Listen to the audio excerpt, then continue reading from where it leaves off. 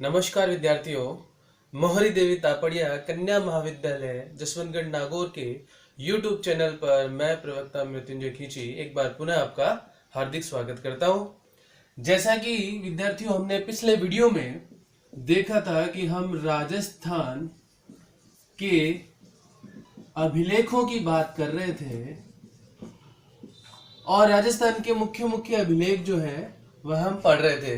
मैंने आपको पहले ही कहा है कि हम विश्वविद्यालय का सिलेबस कंप्लीट कर रहे हैं और दी गई पाठ्य जो पुस्तक है या जो यूनिवर्सिटी की पाठ्य पुस्तक है उसके अनुसार हम जो है वह टॉपिक को सेलेक्ट करके उसमें जो जितना भी मैटर दिया हुआ है उसको हम थोड़ा विस्तारित रूप में पढ़ रहे हैं। लेकिन विद्यार्थियों मैं कोशिश यही कर रहा हूं कि इन वीडियो के माध्यम से आपके मध्यम स्तर के जो कॉम्पिटेटिव एग्जामिनेशन है वो उनमें आने वाले प्रश्न भी समाविष्ट होते चले जाएं। ठीक है, तो हमने कल जो प्रशस्तियां पढ़ी थी उसके आगे हम पढ़ते हैं अब आज जगन्नाथ जो है मंदिर प्रशस्ति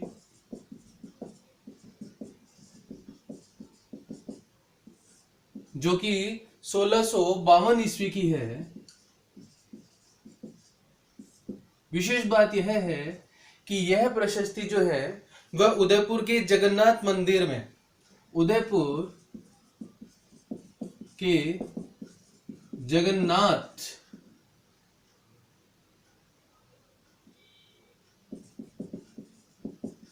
मंदिर में उत्कीर्ण की गई है। उदयपुर शब्द से हमें ध्यान में आना चाहिए कि यह मेवाड़ के शासकों का इतिहास हमें बताएगी और देखेंगे कि मेवाड़ के शासक जिनमें महाराणा जगत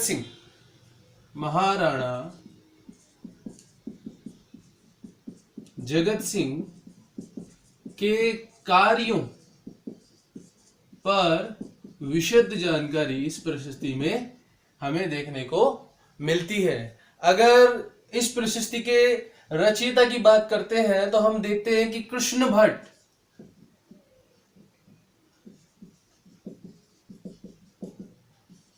जो है उनके द्वारा यह प्रशस्ति रचित की गई है, लिखवाई गई है और इस प्रशस्ति के मंदिर में जो ये प्रशस्ति लगवाई गई है काले पत्थरों पर उत्कीर्ण की गई है और जगन्नाथ मंदिर का निर्माण जो है वो है महाराणा जगत सिंह के द्वारा करवाया गया। यह जानकारी भी इस प्रशस्ति से मिल रही है।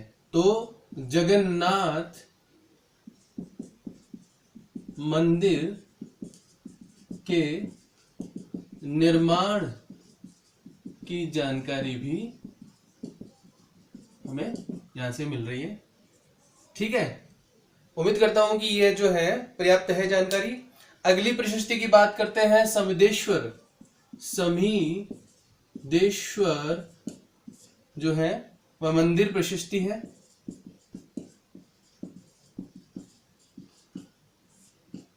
समय जो है वह इसका दिया हुआ है 1429 ईस्वी। 1429 ईस्वी में यह प्रशस्ति जो है वह चित्तौड़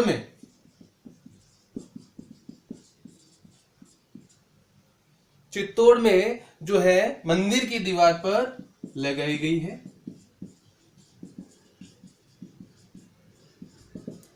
विशेष बात यह है कि जब हम ये देखेंगे कि चित्तौड़ शब्द आ रहा है तो यह प्रशस्ति भी गुहिल वंश की जानकारी हमें देगी। अर्थात गुहिल वंश, सिसोदिया वंश, मेवाड़ राजवंश, राणा महाराणा जो भी इनकी उपाधियां रही हैं उन उपाधियां के शासकों की जानकारी इस प्रशस्ति पर मिलती है। विशेषकर क्षेत्र सिंह जिसे खेता के नाम से भी जानते हैं, लाखा या लक्ष्य सिंह या महाराणा मोकल की जानकारी इस प्रशस्ति से हमें मिलती है। ठीक है, आगे बढ़ते हैं।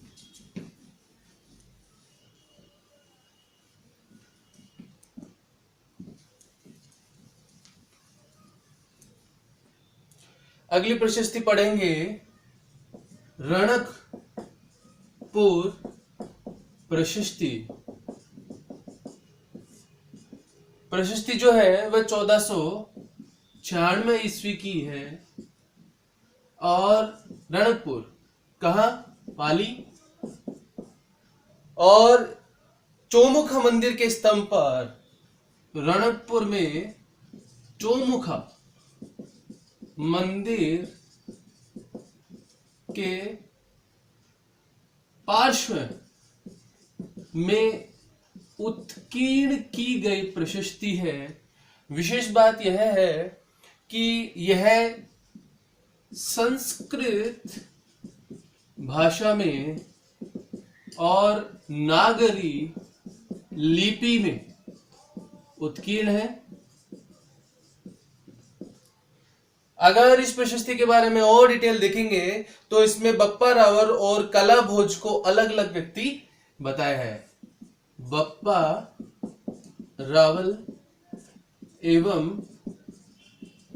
कला भोज को अलग अलग व्यक्ति बताया है। यह जानकारी जो है वह असत्य सी प्रतीत होती है, क्योंकि विद्वान जो है वह बप्पा रावल का ही उपनाम, कला भोज का ही उपनाम बप्पा रावल बताते हैं। तो कला भोज, काल भोज या बप्पा रावल जो है वह एक ही व्यक्ति है। इतिहासकार इस बात को लेकर जो है वह संशय नहीं देते हैं। ठीक है, महाराणा कुंभा की विजयों, अगर इस प्रशस्ति की अन्य बात करेंगे तो महाराणा कुंभा की विजयों एवं विरोधों की जानकारी इस पर वर्णित है। महाराणा कुंभा की जो विजय है और विरुद्ध, यानी कि मैंने कल ही आपको बताया था, यह शब्द जो है वह उपाधियों के लिए या उपनामों के लिए प्रयुक्त करते हैं। तो इसको इस उपाधि पर महाराणा कुंभा की विजय और विरुद्ध की जानकारी हमें मिल रही है। इसके अलावा जो है इस प्रशस्ति में भी गोहिल को बप्पा रावल का पुत्र कहा है। गोहिल को बप्पा रावल का पुत्र का है, जो कि असत्य सी जानकारी प्रतीत होती है। ठीक है, अगली प्रशस्ति की बात करते हैं। घोसुंडी शिलालेख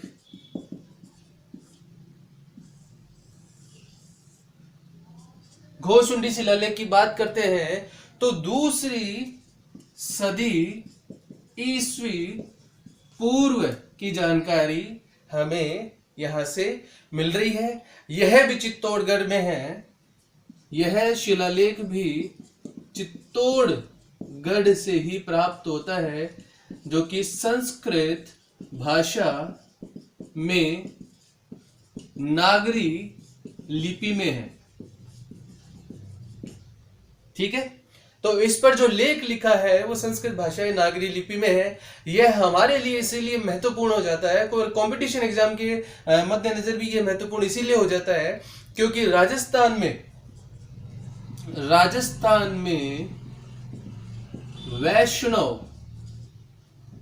वैष्णव या भागवत धर्म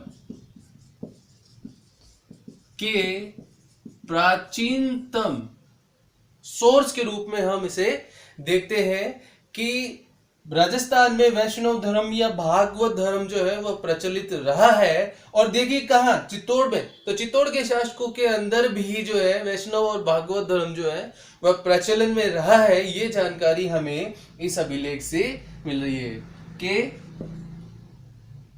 धर्म के प्राचीनतम प्रमाण के रूप में भी इसे देखते हैं। ठीक है, और इसके लिए विशेष बात है कि इस अभिलेख को डॉक्टर D.R.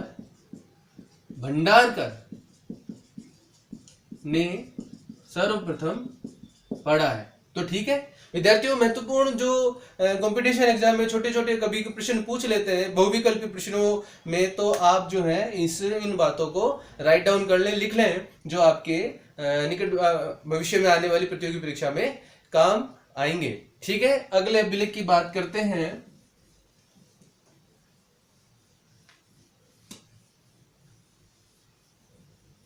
अगले अभिलेख या प्रशस्ति की बात करते हैं।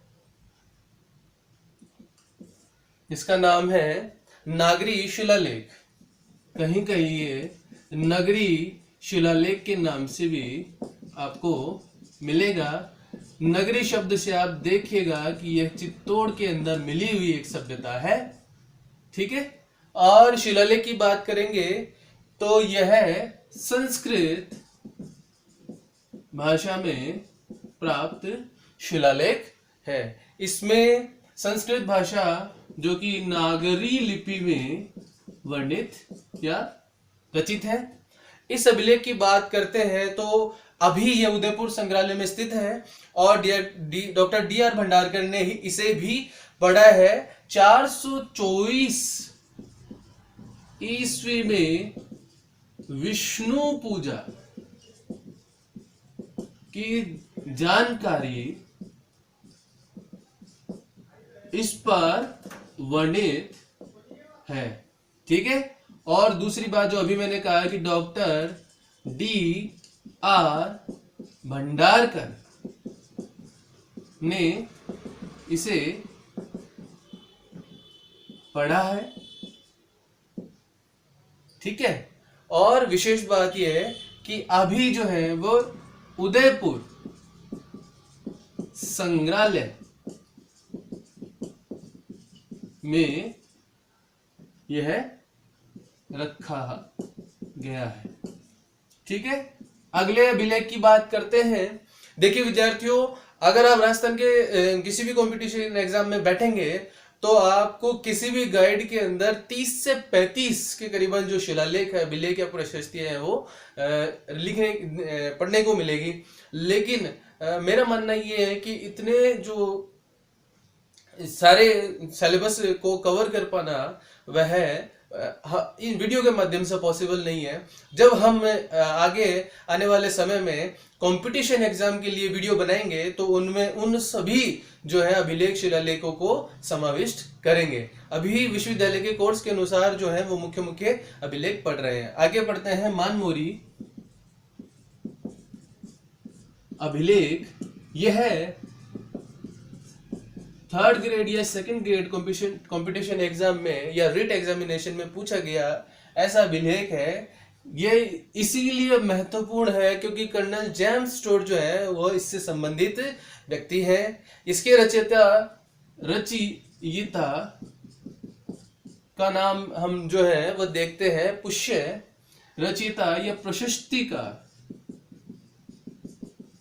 के रूप में नाम आता है पुष्य। और विशेष बात यह है कि यह मानसरोवर झील के तट पर जो चित्तौड़ में मानसरोवर झील के तट पर उत्कीर्ण अभिलेख जो है वह प्राप्त है।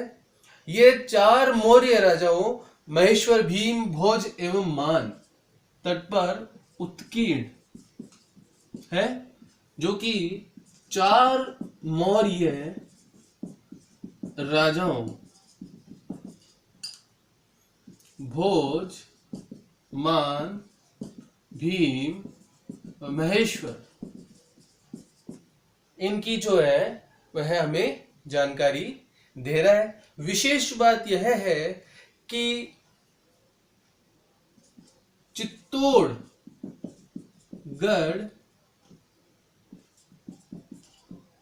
दुर्ग के निर्माणकर्ता जिसका नाम मिलता है चित्रांगद मौर्य चित्रांगद मौर्य, चित्तौड़गढ़ दुर्ग के निर्माता चित्रांगद मौर्य का उल्लेख इस पर मिलता है। विद्यार्थियों, यह जो है इसीलिए भी महत्वपूर्ण है क्योंकि कर्नल जेम्स टोड इंग्लैंड जाते समय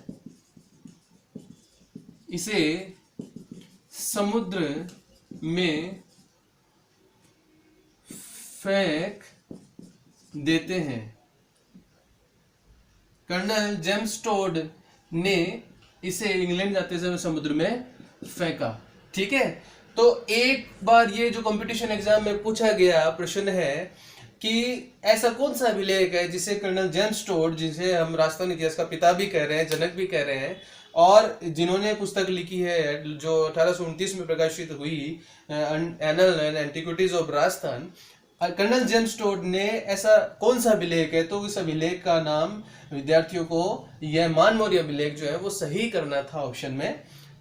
समुद्र में जाते समय इस अभिलेख को फेंका। चित्तौड़गढ़, क्योंकि इसका रीजन ये बताते हैं इतिहासकार कि ये ज्यादा भारी था, ले जाने में इसको असुविधा हो रही थी, इसके चलते इसे फेंक दिया। और चित्तौड़गढ़ दुर्ग के निर्माणकर्ता के रूप में देखो नाम चित्रांगद मौर्य, पहली जानकारी है ये मिल रही है कि चित्रांगद मौर्य ने जो है चित्तौड़ दुर्ग का निर्माण करवाया है। और विद्यार्थियों, अगर ऑप्शन में कभी आता है कि इसके लिए चित्तौड़ दुर्ग जो है वह है महाराणा कुंभा, तो ध्यान में रखिएगा कि महाराणा कुंभा जो है वह इसके पुनर्निर्माण करता है। ठीक है, महाराणा कुंभा ने चित्तौड़गढ़ दुर्ग का पुनर्निर्माण करवाया है या जीर्णोद्वार करवाया है। अगर आप इसके लिए दूसरा शब्द जीर्णोद्वार लेंगे तो ये भी सही है। ठीक है, और चित्रांगद मौर्य जो है इसने सर्वप्रथम इस दुर्ग का निर्माण करवाया, ये जानकारी मिल रही है। और 4 मौर्य शासकों भोज, भान, मान, भीन और महेश्वर, इनकी जानकारी भी ये से मिल रही है। एक विशेष बात जो आपके ध्यान में रहनी चाहिए कि मौर्य शब्द यहां पर आ रहा है, इसका मतलब यह है कि मौर्य शासकों के शासन काल के अंदर चित्तौड़ का जो क्षेत्र है वह शासित रहा है। तो ये जानकारी हमें यहां से मिल रही है। और आप जब मौर्य इंडियन हिस्ट्री में पढ़ते हैं तो मौर्य शासकों के लिए यह भी पढ़ते हैं कि इन्होंने जो है यहां शासन किया है। अगर आप राजस्थान के इतिहास की बात करते हैं तो जब आप बप्पा रावल में आपको पढ़ाऊंगा तो उस समय बताऊंगा कि सबसे पहले चित्तौड़गढ़ जो है दुर्ग वह अंतिम मौर्य सम्राट मान मौर्य से लिया, उसने छीना है, उसे विजित किया, जीता। तो यह जानकारी मिली कि बप्पा रावल के द्वारा चित्तौड़गढ़ दुर्ग जो है वो अंतिम मौर्य शासक से लिया गया। अर्थात कहने का मतलब यह है कि मौर्यों के अधीन चित्तौड़गढ़ मेवाड़ वालों के शासन करने से पहले था। यह जानकारी हमें इस अभिलेख से मिल रही है। उम्मीद करता हूं कि आपको यह जानकारी पसंद आई है।